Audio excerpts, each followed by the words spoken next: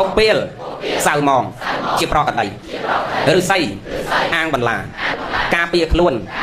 ប្រាជ្ញអាងច្បាប់ក្បួនការពារខុសឬស័យបៃគុំតំពាំងដោះសាមគ្គីគ្នារស់រត់គ្នាស្លាប់ហើយហាក់ថាយល់នៃអស់ហ្នឹងឯងយើងកុកប្រាជ្ញនាំបានយើងឲ្យបានសុខបងចំណាំចង់ជោគជ័យក្នុងការសិក្សាខ្សែគប់អ្នកចូលចិត្តសិក្សាហើយបើចង់ចូលចិត្តដើរផ្សារខ្សែគប់អ្នកដើរផ្សារតែ3ថ្ងៃយើងចេះដើរផ្សារតាមវា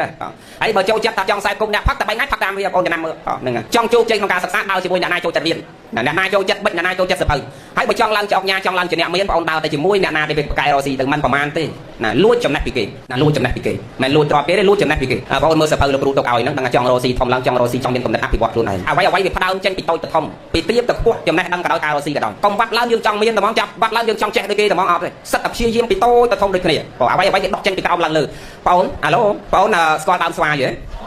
ដើមដូងឥឡូវយើងនិយាយដើមស្វាយស្វាយពេលយើងដាក់កូនវាដល់ដីដាក់ដល់ដីណាយើងយកដើមស្វាយទូចមួយដាក់ដល់ដីអត់ដល់មកញ៉ាំបាយចេញលេងបងយើងយកដើមស្វាយមួយយកទៅដាក់ដល់ដីពេលដែលយើងដាក់ដើមដល់ដីយើងត្រូវធ្វើម៉េចកប់វាហើយយើងត្រូវធ្វើម៉េចគេដាក់ជីហើយយើងត្រូវធ្វើម៉េចហ្នឹងហើយយើងស្រោចទឹកនៅចុងវាឬស្រោចទឹកក្នុងគល់ស្រោចទឹកក្នុងគល់ដល់ពេលតាមឆ្នាំក្រោយវាផ្លែដល់កន្លែងគល់យើងស្រោចទឹកឬផ្លែនៅចុងផ្លែនៅចុងយ៉ាងណាមិញចំណេះដឹងយើងដូចគ្នាវាផ្ដើមចេញពីអាគល់ទេ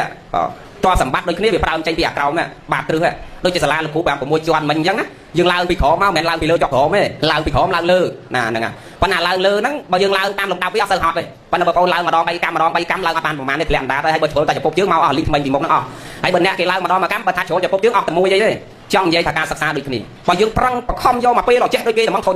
លែងចង់រៀនណាដល់រៀនអត់ចេះធុញការរកស៊ីយ៉ាងដែរបើយើងដាក់វត្តឡើងចំណាយរាប់លានដុល្លារដល់ខែចាប់បានទឹកភ្នែកលែងចង់រកស៊ីមែនទេអញ្ចឹងយើងព្យាយាមតិចម្ដងចំណេះនឹងយើងសំណាហ្នឹងហើយយើងរៀនរស់ជាមនុស្សត្រូវរស់ជាមនុស្សកន្លងហើយនឹងមនុស្សសមោចណាមួយទៀតចប់ស្គាល់សមោចទេស្គាល់កន្លងហ៎មិនបានលោកគ្រូឲ្យរស់ជាមនុស្សកន្លងនឹងមនុស្សសមោចកុំរស់ជាមនុស្សជ្រូកឬមនុស្សគោមនុស្សកបៃរាល់ថ្ងៃមនុស្សជ្រូកច្រើនណាមនុស្សជ្រូកយើងត្រូវរស់ជាមនុស្សកន្លងហើយមនុស្សសមោចលោកគ្រូឲ្យនិយមន័យរាល់ថ្ងៃនេះវាអត់ខុសទេលោកគ្រូត្រូវនិយាយថាច័ន្ទយួនដូចជាសមោចនិងកន្លងរីឯខ្មែរយើងដូចរៃបងស្គាល់រៃទេ